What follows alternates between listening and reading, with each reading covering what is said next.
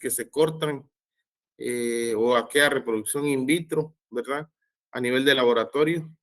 Entonces, son distintas formas de reproducción, pero en esa categoría de la explicación que les acabo de dar corresponde a la reproducción asexual.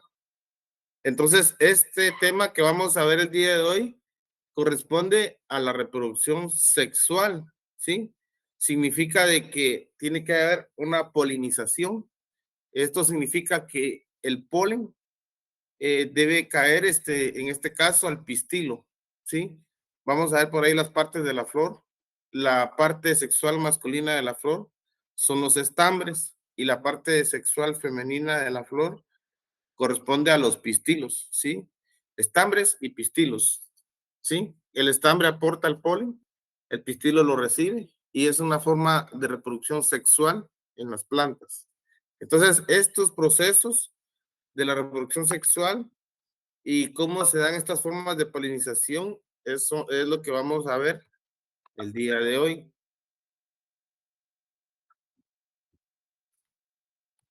Entonces, continuando con nuestra presentación, vamos a entender cómo es que están formadas, cómo está la formación de la anatomía de una flor. Como ustedes pueden observar, el pedúnculo es la unión del tallo, ¿verdad? Con la flor, ¿sí? Entonces, el pedúnculo es algo importante en el tema de nutrición, cuando uno está trabajando nutrición en los cultivos, especialmente en frutales. ¿Por qué? Porque nosotros, en el caso de los frutales, ¿verdad? Nuestro objetivo es que haya una buena floración y por ende una buena producción, ¿verdad? En caso distinto a una especie forestal, pues la floración, pues no le ponemos mucha importancia, ¿verdad? Claro que nos sirve para desarrollar más forestales a través de la reproducción de la semilla, pero no le ponemos mucha importancia como en un frutal. Entonces, acá con esta primera parte de la anatomía de la flor, voy a hacer un poquito de hincapié en el pedúnculo. El pedúnculo es una parte de la flor que si no está bien nutrida la planta, es una de las principales razones por las que se forma o se da el aborto. Escuchemos bien, la nutrición en el pedúnculo nos evita el aborto en los frutales y en la mayoría de cultivos que nosotros queremos que haya una buena formación de la fruta. Nos preguntamos a veces cuando vamos a ver algunos frutales y hay mucha fruta tirada, ¿por qué está cayendo mucha fruta, cuando está empezando la formación de las frutas, verdad? Que en este caso esa formación generalmente se le llama un estado de chiltepito a esa floración porque dejó de ser flor e inició a formarse en un tamaño diminuto el fruto. Pero ¿qué sucede? A veces en ese estado cae mucha fruta, el fruto pequeñito, y no digamos, hay otras ocasiones donde sigue la deficiencia de un nutriente que ahorita les voy a explicar, y la fruta sigue creciendo y sigue cayendo. Pero entonces entendamos bien, yo siempre he explicado cuando he tenido la oportunidad de visitar algunas fincas, ¿verdad? Y dar la recomendación técnica. Siempre he tratado de que entendamos que una planta que nos va a dar una producción, una planta que está quedando preñada a través de la floración y del cuaje de la flor e inicio de la formación del fruto. Esa planta, nosotros tenemos que imaginarnos que es como una mujer embarazada. ¿Por qué lo asocio? Porque fíjense que en el caso de una mujer embarazada, en sus primeros 3 meses, el ginecólogo le va a recomendar que esté consumiendo bastante calcio y ácido fólico. ¿Por qué creen ustedes que en una mujer se recomienda mucho que consuma ácido fólico y calcio en esos primeros 3 meses? Claro, es en todo el proceso del embarazo de la mujer, pero principalmente en los primeros 3 meses. Y es que lo que sucede es que, por ejemplo, si una mujer no se cuida, o tal vez no sabe, ¿verdad? Está embarazada y anda en una moto, ¿sí? Una scramble de anda rebotando, ¿sí? Entonces, este movimiento, puede provocar el desprendimiento del feto. Si hay deficiencia, si hay deficiencia de calcio y en este caso, del ácido fólico. Entonces, es importante que una mujer embarazada al inicio empiece a consumir de una manera correcta y adecuada el calcio y el ácido fólico. En una planta es lo mismo. Nosotros iniciamos la floración y desde ese momento tenemos que empezar a aportar zinc boro para un buen pegue de floración y calcio boro para el siguiente proceso, que es el inicio de la fructificación. Sí, es cuando se empieza a formar el fruto. Entonces, necesitamos meterle bastante calcio a la planta para que el pedúnculo esté macizo y el pedúnculo esté resistente y no tengamos mucho aborto. ¿Sí? Entonces, en una planta, cuando ustedes ven que hay mucha fruta pequeña tirada, hay mucho aborto de fruto, es porque le hace falta calcio a la planta. Entonces, tenemos que pensar cuando inician los procesos de floración en una planta, su aplicación de zinc boro. El zinc boro nos va a ayudar a que haya un buen, de hecho el zinc boro es un poquito antes de que inicie la floración, para que haya un buen pegue de floración. Y estando en el proceso de floración, ahí mismo nos toca hacer la aplicación de calcio boro, para que la planta tenga enriquecido este nutriente, el calcio, y el aborto de frutas pues sea menor. No les voy a decir que con esto se logra evitar un 100% el aborto. Eso es un estado natural de la planta porque la planta a veces llega a producir tanta flor que ella misma empieza a darse de una forma, ella misma empieza a producir su aborto porque también es increíble, pero una planta pues sabe su capacidad de producción, ¿verdad? Sin embargo, nosotros podemos como que explotarla un poco más pues trasladarle el mensaje a la planta, no quiero que aborten mucho. Empezamos entonces con las aplicaciones de calcio boro y tenemos una planta con muy buena producción. Recordemos que el éxito de las producciones en los cultivos eh, depende de varios factores, ¿sí? Factor agronómico, ¿verdad? El manejo que se le da de plagas, enfermedades, ¿verdad? El factor suelo, el factor recurso hídrico, ¿sí? La cantidad de agua que va a recibir en el año la planta en su ciclo y principalmente el tema de la fertilización. La fertilización es algo importante que se debe de considerar para poder manejar producciones correctas. Se dice que recuerdo que en una de estas clases les hablé acerca de la evolución, ¿verdad? Cómo se ha dado la evolución en la agricultura, ¿verdad? Y la evolución verde que le llaman, pues se dio cuando todos estos cultivos pues empezaron a tener mejores rendimientos de producción mediante el uso de los fertilizantes, ¿verdad? Esa fue la revolución, lo que vino a revolucionar la agricultura, ¿verdad? Entonces, tenemos nosotros en ese momento que muchos cultivares llegaron a producir el 500%, ¿sí? Significa que si antes se producían, ¿qué les digo yo? Eh, X cantidad de producción, eso lo elevamos a la quinta parte mediante las aplicaciones de fertilizante. Entonces, como les dije, iba a hacer un poco de hincapié en esta parte de la flor, el pedúnculo, que para mí también es una de las partes muy importantes, ¿verdad? Veamos que si el pedúnculo está débil, ¡pum! Todas las demás partes de la flor, pues es en vano, ¿verdad? Porque cae la flor, cae al suelo, muere el receptáculo, muere el lóbulo, muere la antera, el filamento, el estigma, el estilo, el ovario, los sépalos, los pétalos, todo se muere. Entonces el pedúnculo es una parte importante en la flor y les expliqué ya la razón por la que yo de una forma personal considero que es una parte de la flor que tenemos que ponerle mucha atención, ¿verdad? Entonces, continuando con las partes de la flor, después del pedúnculo, continuamos nosotros con los sépalos, que son que le llaman la falsa flor, ¿verdad?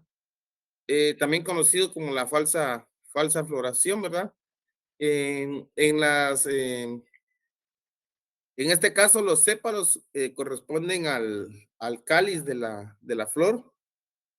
Y déjenme comentarles, ¿verdad? Que en el caso de los sépalos es lo que le da vida a las flores exóticas, ¿verdad? No sé si ustedes han visto, bueno, ahora se ha disminuido bastante, pero entre la zona de Suchitepeques, ¿verdad? Cuando uno llega a Mazatenango de la Plaza Américas para lo que es Samayac, hay una finca que tenía ahí tenían a la venta flores exóticas, pero cuando hablaban ellos de la venta de la flor exótica, déjenme comentarles que la flor que ustedes ven en esas llamadas flores exóticas es una flor que solo tarda 4 días y ustedes me dirán entonces por qué se mantiene roja esa flor exótica, por qué tarda hasta 15 días. Entonces, ¿ya han visto ustedes los bastones florales que venden? Unos bastones así rojos, bien coloridos, ¿verdad? Hay una diversidad de esas especies de flores exóticas llamadas así, pero les quiero comentar, la verdadera flor de estas plantas muere a los 4 o 5 días, ¿sí? Después de que la cortan. Lo que se mantiene con una coloración roja y le da una vistosidad bonita a estas flores exóticas son los sépalos, ¿sí? Pero entonces entendamos el día de hoy, sepamos que esas no son flores exóticas. Yo les llamaría sépalos exóticos porque realmente la verdadera flor, muere dentro de la parte de estas flores exóticas, ¿verdad? Lo que queda vivo son estas falsas flores que le llaman, o sea, los sépalos. Entonces, continuando con las partes de la flor, ustedes pueden observar cómo está protegido, bueno, después de, de los sépalos viene este órgano que es el receptáculo, ¿sí? El receptáculo se encuentra justo debajo del óvulo, ¿sí? Entonces veamos nosotros toda la protección que tiene la flor en cuanto a la protección de su óvulo. El óvulo es el medio de la descendencia de una especie vegetativa, hablándolo de una forma vía sexual, porque ya les expliqué que hay formas asexuales de reproducción, pero que no funcionan en todas las especies vegetales, ¿verdad? Hay especies vegetales que sí solamente se dan su reproducción vía sexual, pero veamos acá el óvulo, ¿sí? Estamos viendo cómo se encuentra protegido, ¿verdad? Protegido de muchas partes de la flor. Incluso hay algunas flores que por la misma protección de sus depredadores tienen espinas, ¿verdad? Y no es fácil manipular una flor cuando tiene esos protectores, ¿verdad? Entonces, el óvulo es el órgano que continúa ahí dentro de las partes que estamos viendo de abajo hacia arriba. Y si se dan cuenta, el ovario es la parte que lo protege, conducido por un tubo polínico, ¿verdad? Al cual ese tubo, en el centro se le llama estilo y en la punta está el estigma, ¿sí? Entonces, estas tres partes, estigma, estilo y el ovario, y claro, cuando hablo del ovario, adentro está el óvulo. Cuando hablo del estigma, estilo, ovario y dentro del óvulo, me refiero en general a la parte de la flor femenina, que es el pistilo. Entonces, ¿cuál es la parte femenina de la flor? El pistilo. ¿Cuál es la parte masculina de la flor? Los estambres, ¿sí? Y los estambres están constituidos por el filamento, ¿sí? Que es lo que lo conduce a la antera, y en la punta encontramos a la antera. Entonces la flor masculina son los estambres y y la parte femenina de la flor son los pistilos, es el pistilo, ¿sí? El estambre y el pistilo, en resumen, ¿verdad? Las partes masculinas y femeninas de una flor. Aquí estamos nosotros viendo una flor hermafrodita, ¿sí? ¿Por qué es una flor hermafrodita? Porque dentro de la misma flor está el órgano sexual masculino de la flor y el órgano sexual femenino de la flor. No todas las floraciones son así, por eso es de que les estaba explicando, esta es la anatomía de una flor común, ¿sí? Una flor común es aquella, pues, que tiene los 2 órganos sexuales en ella misma, que no necesita, que exista una polinización cruzada, ¿verdad? Entonces, en la parte de arriba, pues, se encuentran los pétalos de la flor, ¿verdad? Que corresponden a lo que es la corola. Entonces, hablando de la atomía de una flor, como les decía, empezamos desde abajo hacia arriba y una flor común la iniciamos con el pedúnculo, que es la unión del tallo con la flor, donde inicia el proceso floral. Seguidamente, ese producto lo va a terminar en un receptáculo para contener principalmente el ovario. Vamos a tener seguidamente el cáliz y la corona, ¿verdad? El cáliz que va a ser un conjunto de sépalos que van a ser finalmente hojas modificadas que van a cubrir al resto de la flor. En la parte baja, el objetivo es siempre ir cuidando el ovario. Hasta arriba tenemos la corola que les mencionaba, y la cual está formada por un conjunto de pétalos dependiendo de la planta que sea y de la familia a la que pertenezca. Así será el número de pétalos que vamos a tener, ¿verdad? Entonces existen dos partes reproductivas, ¿verdad?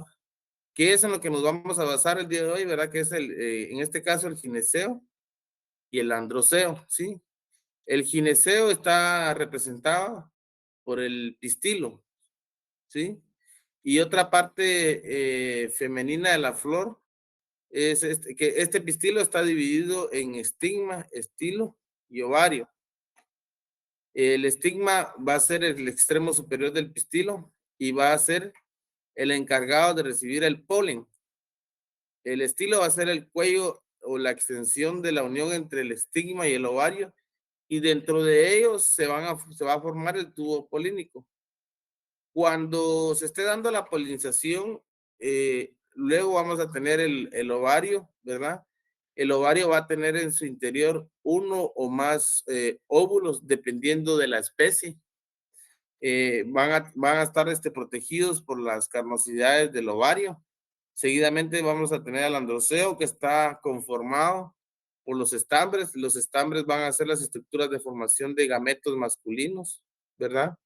Entonces, estos gametos masculinos, ¿verdad? En pocas palabras, el polen, ¿verdad? Estos gametos masculinos, que es la parte sexual masculina de la flor. Aquí vamos a tener lo que es el filamento como las partes fundamentales, ¿verdad?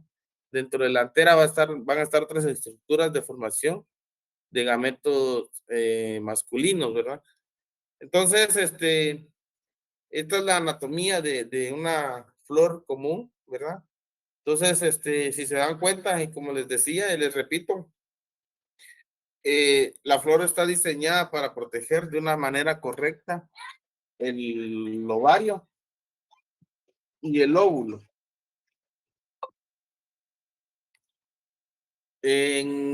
La siguiente diapositiva corresponde a los factores que favorecen la autopolinización, ¿sí?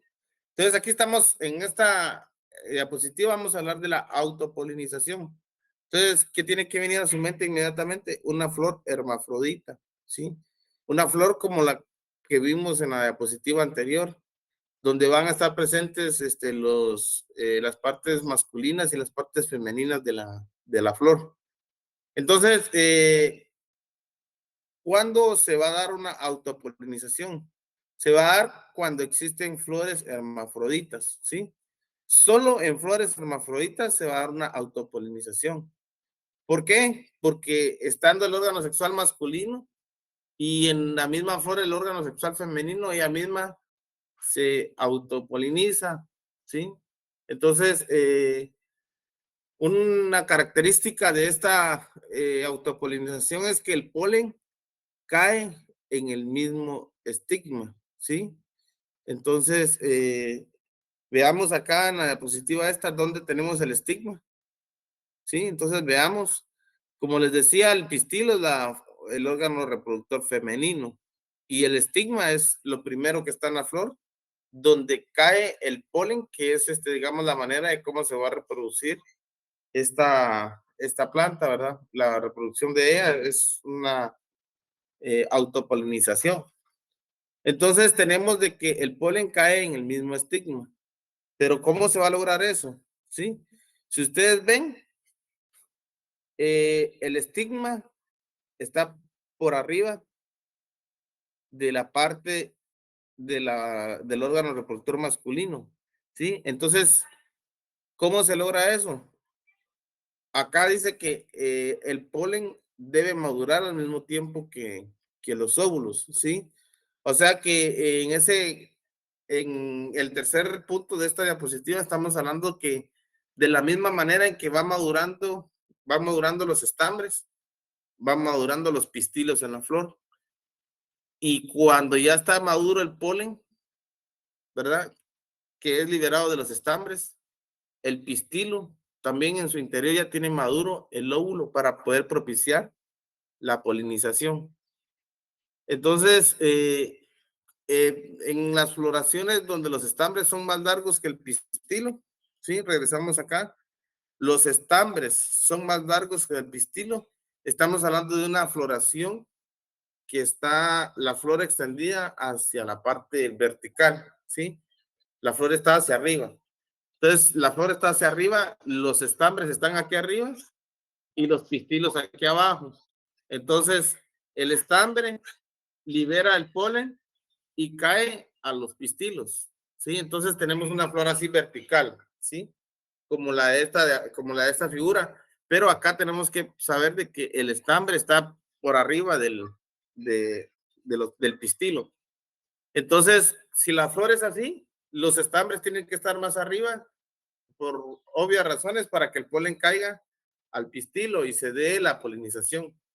Pero también en la siguiente menciona que aquí dice, ¿verdad? Que los estambres son más largos que el pistilo. ¿Por qué? Porque el polen caerá al estigma. Pero veamos la figura que tienen ustedes o la imagen que aparece en esta diapositiva. Ustedes pueden ver en la imagen al lado derecho, tenemos una flor que está en sentido contrario, no está hacia arriba, sino que está hacia abajo.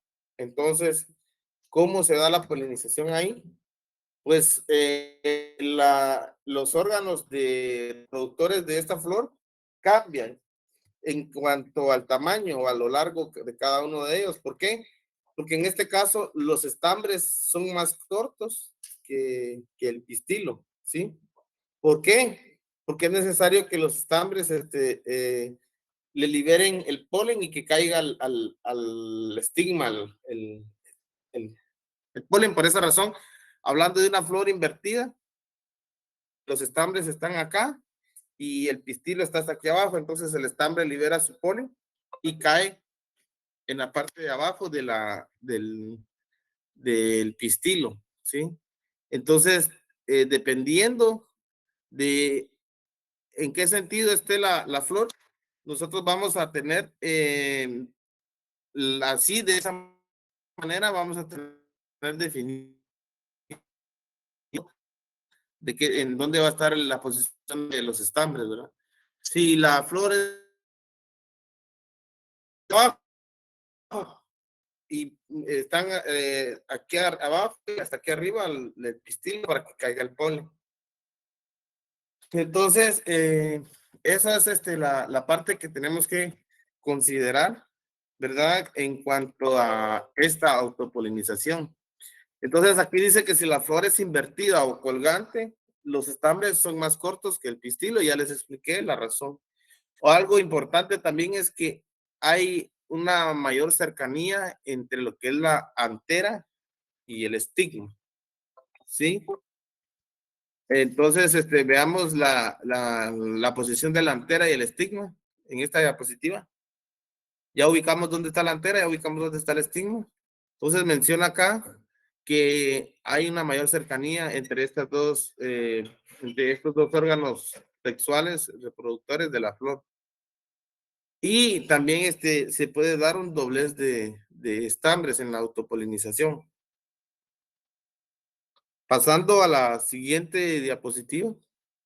tenemos acá los factores que favorecen lo que es la polinización cruzada. ¿Cuándo vamos a tener una polinización cruzada?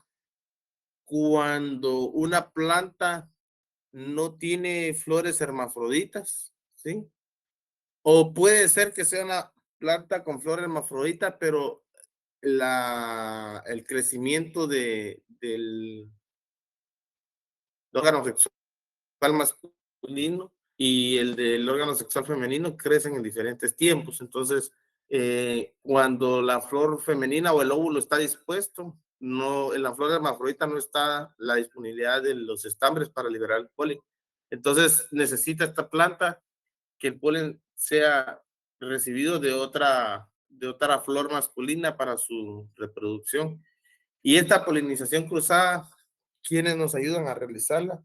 Los vectores como las abejas, ¿verdad? Entonces, ¿cuáles son los factores que favorecen la polinización cruzada? Dice, polinización cruzada, dice. En ella no se permite la germinación del polen por sí mismas, ¿sí?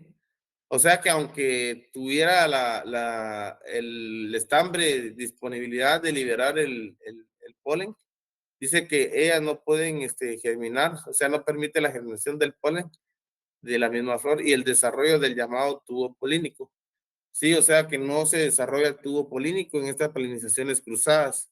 Se da una incompatibilidad esporofítica, ¿sí? La pared del grano del polen no puede germinar por la falta de la compatibilidad entre las proteínas de reconocimiento presentes en la esporodermis, ¿verdad? La piel de la flor y los receptores ubicados en el estigma. Los receptores ubicados en el estigma eh, son en este caso, veamos dónde está ubicado el estigma. Esos receptores son como unos pelillos que reciben el polen. Entonces, hay una incompatibilidad esporofítica. También existe una incompatibilidad gametofítica, donde el polen puede lograr su germinación, pero el crecimiento de su tubo polínico se detiene tras la penetración en el estilo y al detenerse su, su crecimiento del tubo polínico no va a permitir el desarrollo del mismo y por lo tanto la polinización. Entonces, pues, como les digo, los factores, ¿verdad? Que van a favorecer la polinización. En este caso, la autopolinización, hablando de la diapositiva esta de la autopolinización, nosotros sabemos que los factores que favorecen la autopolinización es que se da solo en flores hermafroditas, ¿sí? Aquellas que tienen ambos sexos, es decir, que tienen el gineceo y el androceo, ¿verdad? Entonces esta polinización es cuando se va a dar el cruce del polen, cae en el mismo estigma, o sea que hay razones por las cuales los estambres son más largos que el pistilo. Entonces, estos estambres van a hacer que el polen caiga al estigma por gravedad. Ahora bien, hay veces en que el polen debe madurar al mismo tiempo que los óvulos, ¿verdad? Y esa característica anatómica fisiológica va a favorecer la autopolinización, que los gametos estén madurando más o menos al mismo tiempo. Si los estambres son más cortos que el pistilo, la flor por cuestión evolutiva va a va a estar invertida, como lo vemos en la fotografía de esta diapositiva que les había mencionado, ¿verdad? Donde la flor que es colgante hacia abajo, la razón es que los estambres son más cortos que el pistilo, entonces esto está favoreciendo la polinización en ella misma. La cercanía delantera y el estigma, se los mencioné, apoya mucho, a veces al nomás estarse la apertura delantera, los granos de polen van a caer en el estigma y van a cubrir la polinización. Hay otras especies que tienen 2 o 3 estambres, se deshidratan las células de filamento y se da un doblez de los estambres. Se da la dehiscencia, ¿verdad? De las anteras y el polen va a fecundar los óvulos antes de que suceda la polinización.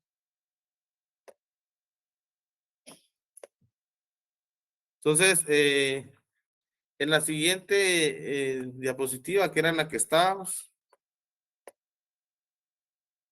los factores que favorecen la polinización cruzada. Entonces les decía que estos factores que favorecen la polinización cruzada, en primer lugar, no permiten la germinación del polen por sí mismas, ¿sí? No se permite la polinización no permite la germinación del polen por sí mismas y el desarrollo del llamado tubo polínico, como les decía. Entonces, si no se desarrolla ese tubo polínico, es muchas veces porque no hay una compatibilidad con el mismo polen de la misma flor.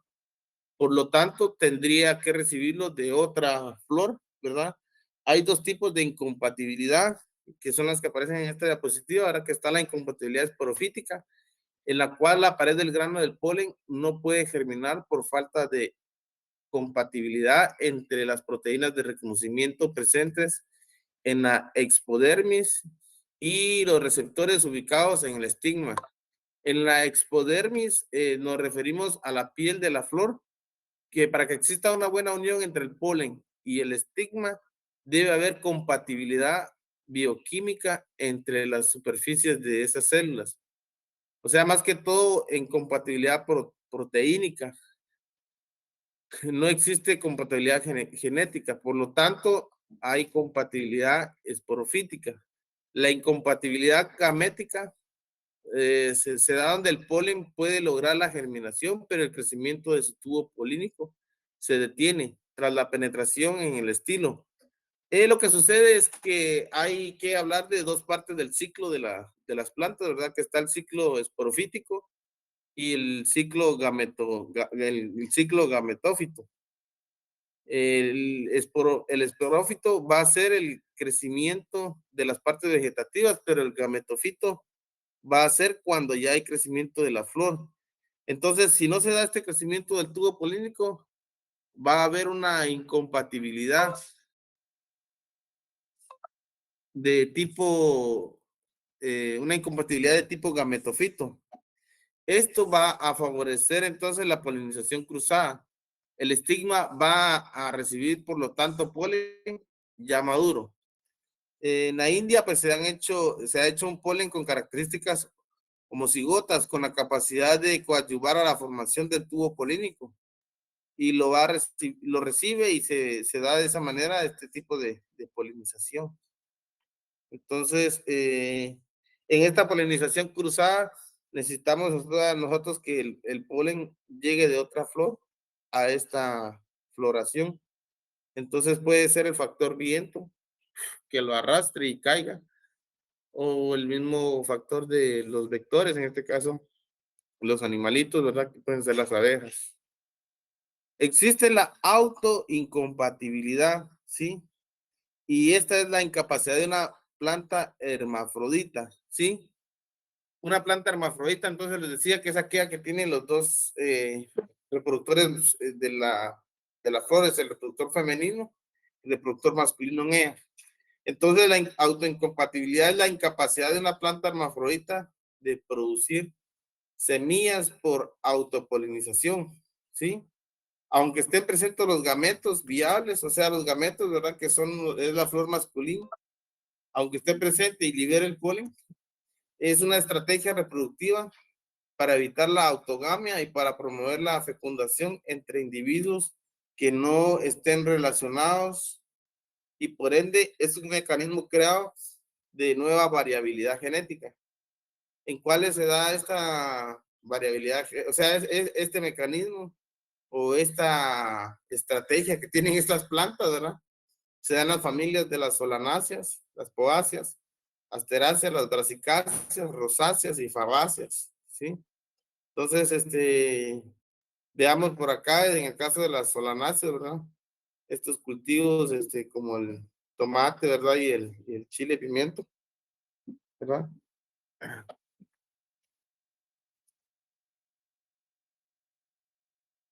Entonces, esta autoincompatibilidad en una planta hermafrodita es que aunque el polen eh, caiga y sea viable, ella no genera semilla, ¿verdad? Entonces es una forma diferente de reproducción. Está la androesterilidad, ¿sí? Son aquellas plantas hermafroditas o bisexuales que son incapaces de producir anteras, polen o gametos masculinos funcionales, ¿sí? ¿Qué significa?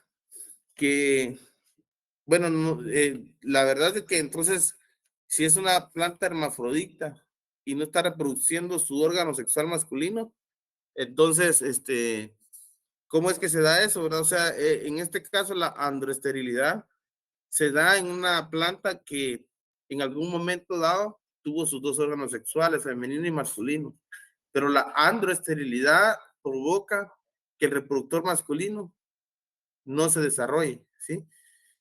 No produce las anteras y por lo tanto, si no produce las anteras, no libera polen. Entonces tenemos gametos masculinos que no van a ser liberados por la misma razón, ¿verdad?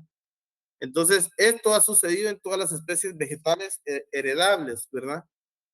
También existe un aborto del polen, ya que las anteras no se abren. Entonces, como las anteras no vienen y liberan este polen, se, de una forma automática se genera su aborto.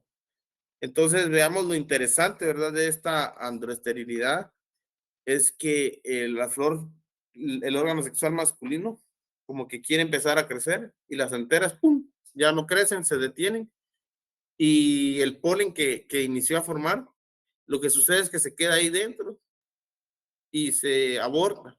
O sea, llega a morir la vida del polen y nunca pudo esta flor liberar su polen al carecer de anteras. Entonces tenemos que se da un aborto del polen, ya que las anteras no se abren para liberar los granos del polen. Se da un aborto de las anteras, ¿verdad? Lo que les decía, ¿verdad? Que ya no se desarrollan. Y las anteras que se pueden transformar en pistilos, ¿verdad? Otra característica de la androesterilidad es que esta técnica es eficaz para simplificar la formación de híbridos, ¿sí? Eliminando el proceso tan laborioso de la emasculación. La emasculación manual se da cuando nosotros estamos en imaginemos que nosotros tenemos una plantación en evaluación porque estamos nosotros controlándola, porque de ahí vamos a sacar semillas. Entonces, nosotros conseguimos el polen de una flor masculina que tiene las características que yo quiero. Entonces, este polen nosotros lo estamos obteniendo de una planta que tiene las características físicas que me llaman la atención o las características fenotípicas. Esa planta que tiene su flor masculina, la cual nos dio las características deseables, entonces se la cruzamos de una forma artificial a la flor femenina. Entonces nosotros lo que hacemos es que dentro de esos terrenos, si brotan plantas con floración masculina, se realiza el corte de los estambres, ¿sí? Se le cortan los estambres a todas las flores masculinas y a eso se le llama emasculación manual. La emasculación manual, en pocas palabras, es cortarle su parte reproductora masculina a la flor, ¿sí? ¿Por qué la cortan? Les decía que se corta en algunos lugares donde se pretende pues de que no haya una polinización cruzada, ya que la polinización fue aplicada de una forma artificial a la flor femenina. Y ahí más adelante les voy a explicar cómo es que se da esto. La apomixis o apomixia, ¿sí? Es una reproducción asexual por medio de semillas. Entonces, la apomixis dice que producen sus semillas sin que ocurra una meiosis, y que no ocurra también una fecundación, por lo que sus descendientes son genéticamente idénticos a la planta madre.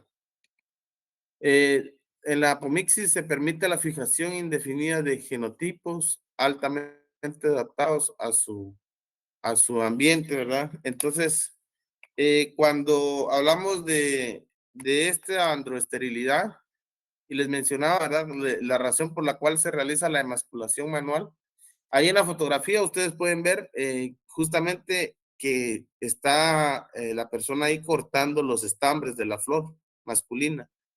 Esos estambres los está cortando, está haciendo una emasculación manual. eh, en, esta, en este sentido, les podríamos decir que está capando la flor masculina, ¿verdad? Entonces, en estas, en estas ocasiones donde se corta o se hace la emasculación manual, es porque se hace una autopolinización cruzada artificial. Entonces, en las empresas que se dedican a la reproducción de semillas, agarran una bolsa de papel, ¿sí? Dentro de ella tienen ya el polen de la flor masculina, de donde encontraron las características fenotípicas de interés. Entonces vienen y agarran la flor femenina, meten la bolsa que lleva polen, la agitan, y de esa manera se logra que el polen caiga a la flor femenina. Entonces, una forma de poder asegurar que vamos a obtener las características deseables en ese cruce genético es de dos maneras. En algunas empresas lo que hacen es que dejan protegida la flor femenina con una bolsa de papel. Queda protegida y al cabo de cierto tiempo quitan la flor donde ya se dio, en este caso, el trabajo del ovario, del óvulo. Y otra forma es cortándole los estambres a las flores masculinas, ¿verdad?